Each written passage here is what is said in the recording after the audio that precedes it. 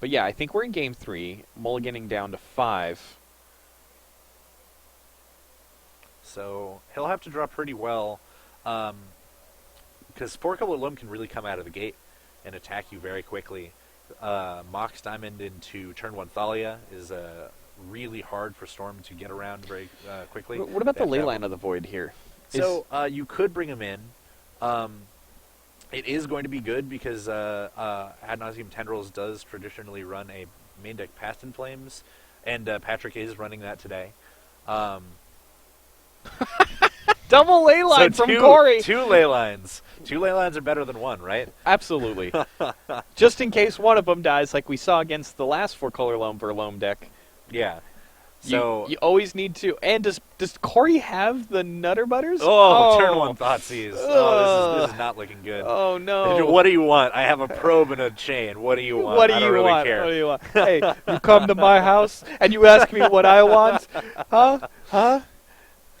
All right. So I actually like Patrick's not playing probe there to try and save it for the storm count, especially versus a couple of ley lines.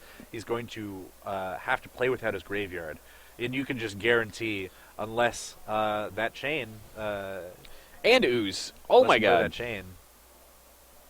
Wait, how did he exile the? It's exiled from right, the ley line. Right. So ooze just being a little bit of a insult metaphor here because yeah. It will never get bigger from Patrick's yard, especially because he's playing Storm. But the amount of creatures that Corey is playing is are probably not going to die. They're not going to end up in the yard. So Ooze is just a 2/2. But Corey coming out very strong here, and forcing the abrupt decay on that. You know what? Bob I take it all back. I take it all back. Ahead.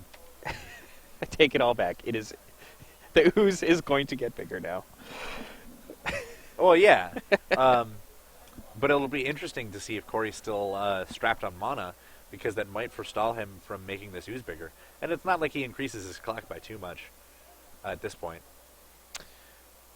Bob dying was pretty huge. Corey only having 2 cards, looking to reload on that one. So the top deck Abrupt Decay from Patrick was pretty good. Just slows the tempo down by 1, but it doesn't advance his game plan. Yeah, but it might be very key if Corey doesn't draw land, which it doesn't look like he did right now. Maybe. Corey didn't eat the... Because, but another Bob, that says, well, I'll draw land eventually. Whether me or my cousin will do it, one of us is going to draw some land. Have you ever died to Bob, Kevin? I have died to Bob. I have flipped an Emrakul to Bob. Do you ever feel bad? No. No, 100%. No, never. Greatness at any cost, guys. Greatness at any cost. There's the Vapor Snare on the Bob. Bob says goodbye. He chooses not to sacrifice a land. I don't think that would be very necessary if you're Corey. Just saying, if anybody's curious about Vapor Snag, it does have another function. If Chain of Vapor. Chain of Vapor. Sorry, not Vapor Snag. Chain of Vapor. They're all the same. You can copy Chain of Vapor if you sacrifice a land. And oftentimes Storm will do this to try and be tricky. They target one of their own things and then sack a land to copy it to bounce one of your things, or vice versa. You can, if you're the lone player, you can throw it back at their right, maybe a LED or something like that.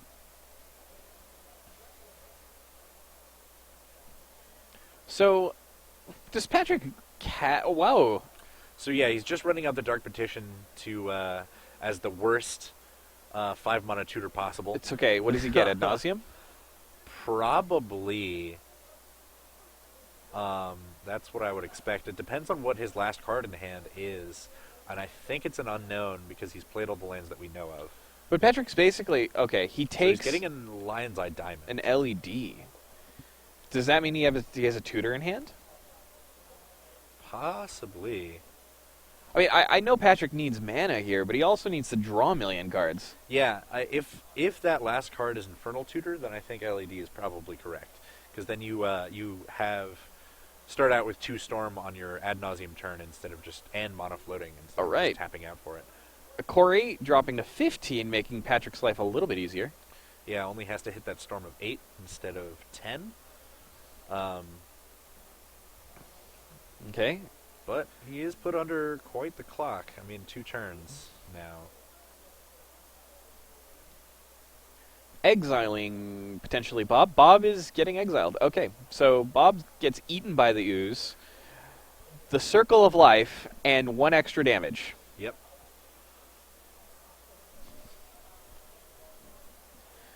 All right, Patrick untapping. Let's see what he gets. That 1 unknown card, is it indeed what I think it is? Also, Patrick gave me a lot of lands out for a mold of 5. Yeah, seriously. I mean, he did keep a 3-lander. So Patrick has Petal, LED, and Intutor. I think he's got everything. He probably did have the tutor last turn, because getting LED when you have Petal in hand does not make any sense. So drew the Petal this turn. I would probably go for it if I were him. I don't think he has much of a choice. This is every time you play Storm, there is a moment where you say, Is it time?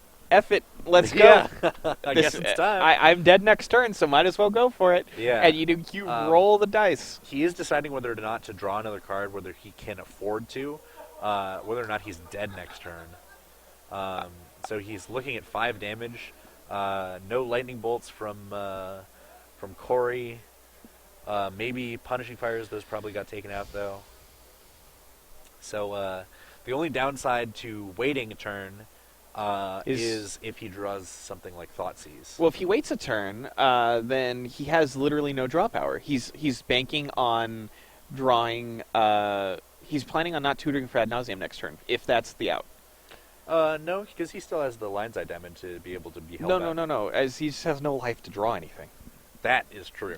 So he's thinking, considering right now, do I go for the ad nauseam and draw 6 cards or some amount of cards? Yeah. Or do I wait till next turn, draw a spell, and possibly combo my opponent out that way? I think now is the time.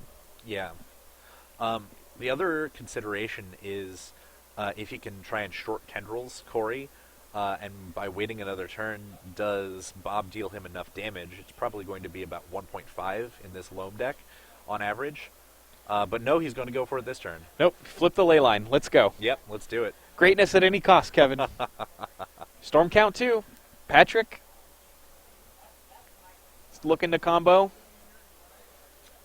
Let's see if he... Okay, also, something to note. If you are trying to play... if you're going to play LED, you need to retain priority, and you have to say it out loud at this particular moment. You say, cast Demonic Tutor, retain priority, crack LED. If you don't do this... then you do not get your mana. Yeah. And you you do get your mana, but you discard your hand before you get to do anything else. So that's not good. All right, so he casts Demonic Tutor on the stack. He's still retaining priority. He cracks LED, adding blue. What is he doing? He's adding blue mana. Yeah. So blue is the safest here because off of your ad nauseam, I believe you might be hitting things like. Oh, interesting. He may just go for tutor. Yeah, I don't think he has enough mana to kill him. Storm count So of... This is going to be storm count 4. Where's the storm count? Was that the storm count dice? Oh, he's just emptying. Okay, emptying for 10 goblins. So 10 goblins versus Bob and Ooze. Don't think it's going to be good enough. We'll find out. Might not, but is this the right line of play for Patrick? Did he optimally find it? So he could have. I don't think he tendrils for 10. I don't understand it. So the math on the ad nauseam right there is probably that it draws you 5 cards. Greatness at any cost, Kevin. Draw 10. You could get lucky and draw more, or you could get unlucky and draw less. But I think that he probably made what he thought was the optimal call. Well, he still has 1 land open, right? Like, he had 1 land he left. had 1 more mana. 1 more mana. Okay, Bob didn't hurt him. That's bad. He really could have used a Bob. Yeah, definitely. Basically, Patrick is preying a little bit on the Bob. This is this make a bunch of goblins play was very conservative play by Patrick to make sure that he stays in the game for as long as possible, giving him a lot more draw steps. Yeah, and now future tendrils draws are actually very live, because just attacking for a bunch and then playing a tendrils or a tendrils and a couple of spells is quite good. So now Patrick has to decide how many goblins he's going to crash with. So probably 8 or 9 is probably correct, I would say. He's got 10 of them. I believe he can't crash with that many. I think he has to leave at least 2 back because he's at 7 with a knight out on the field. Patrick, considering his choices, Looks like he's drawn land based upon his body language. if he crashes with 9, he blocks up to 3, probably. Also, once you start attacking with the goblins, you leave yourself open Second pedal. to, ooh, Bob. Not Bob servicing Corey in the best way possible. Yeah. It's like if a waiter came around with a tray and said, "Would you like some lands?" And you're like, "Sure, Bob, and thanks." Patrick deciding to not attack at all, which is interesting. I don't know what he's trying to hold out for. Wasteland getting binned to a Mox Diamond, as it's kind of not going to be good in this particular match. And Corey also not attacking. Very peculiar. Corey's Very interesting. I guess worried about trading a bunch of goblins for your guys.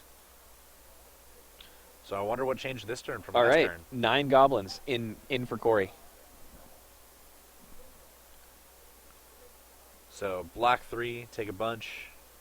Take 6, go down to 10. Bob dies. I think that was intentional. I don't think Corey wanted Bob to stay alive very long. But hey, you know what? Mulched into Scavenging Ooze for some extra draw value. Yeah. Getting a Thespian stage. He's going to combo him this turn. Yeah. 2020 in the air. Ant dies. So 2020, as it turns out, very effective. Very effective. Almost super effective. I mean, I want to give props to Patrick for doing the best he could with given what he had. There was multiple ways to play that deck. It was definitely the most conservative route to see how he could draw out of that situation. Smashing with all the, like, he had 2 turns